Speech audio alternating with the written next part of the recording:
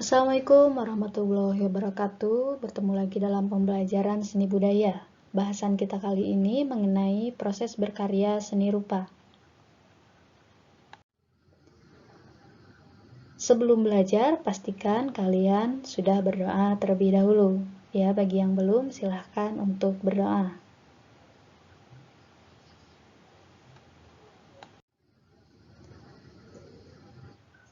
Ini adalah rangkaian materi yang sudah kita bahas ya di video-video sebelumnya. Ada pengertian seni rupa, kemudian jenis, unsur, teknik, dan sekarang kita akan membahas proses berkarya seni rupa.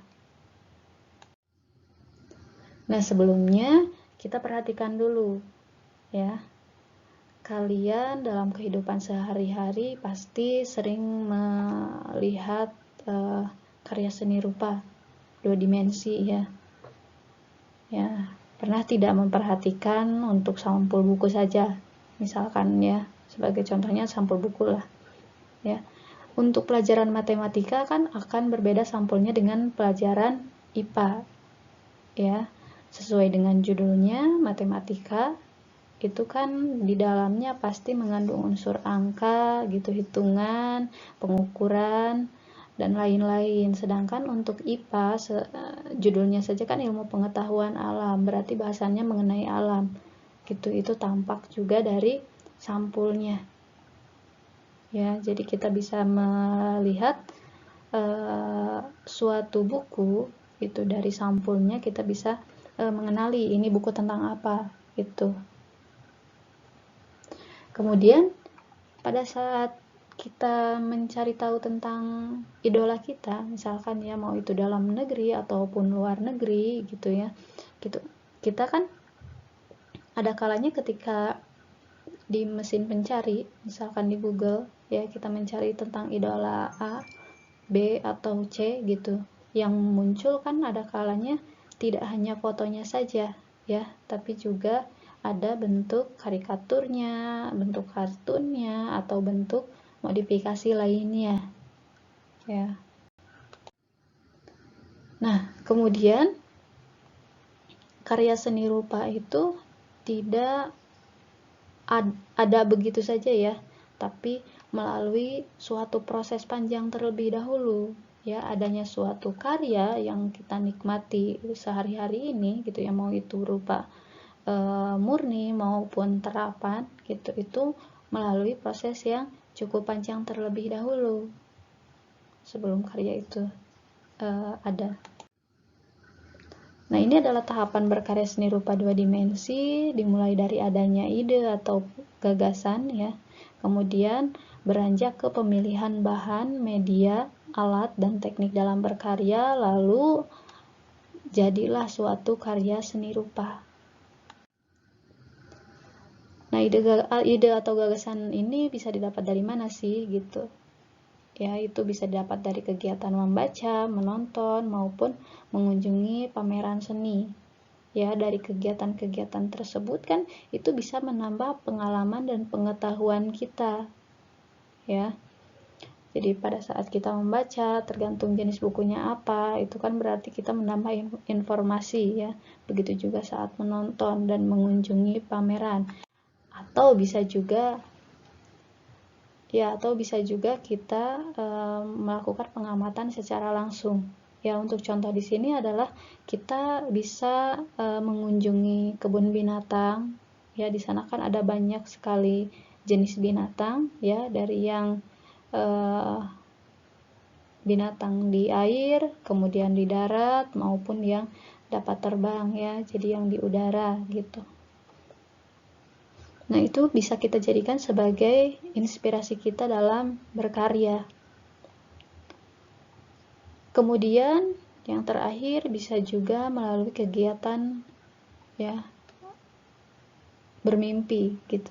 Jadi dengan bermimpi ini gitu, kita kan ada kalanya saat bermimpi itu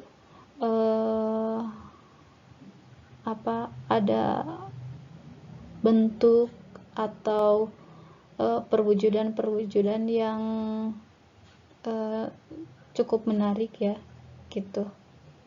Jadi dalam mimpi itu semua objek atau makhluk atau apapun itu dalam mimpi itu bisa dijadikan sebagai inspirasi kita untuk berkarya juga. Kemudian pemilihan bahan dan alat ini harus diperhatikan ya. Jadi bahan dan alat apa saja sih yang akan kita gunakan untuk berkarya seni rupa ya. Jadi pada akhirnya nanti kita bisa menentukan juga tekniknya. Nah, ini adalah menentukan teknik berkarya seperti yang saya sudah katakan tadi ya. Sebelum ke teknik berkarya, kita harus memastikan dulu bahan dan alat yang akan kita gunakan gitu. Misalkan gini, untuk membuat meja gitu. Bahan utamanya misalkan mejanya meja kayu ya. Bahan utamanya berarti kan dari kayu. Kemudian ada bahan penunjangnya berupa paku. Nah, alat yang digunakannya itu apa saja gitu. Berarti kan ada gergaji untuk memotong kayunya, kemudian amplas untuk menghaluskan, lalu palu ya untuk memaku gitu ya. Kemudian pewarnanya itu juga untuk bahan penunjangnya ya gitu. Nah, teknik berkaryanya dengan bagaimana ya, itu ditentukan setelah kita tahu bahan dan alat apa tadi yang digunakan ya. Kemudian barulah jadi karya seni rupa yang tadi kalau meja berarti 3 dimensi ya. Nah, ini juga adalah contoh tahapan berkarya seni rupa. Misalkan kita pada kegiatan kumpul keluarga, yaitu kan dari yang anak-anak sampai yang sudah dewasa ada itu. Misalkan saya di sini mengambil objeknya itu adalah anak-anak. Ya.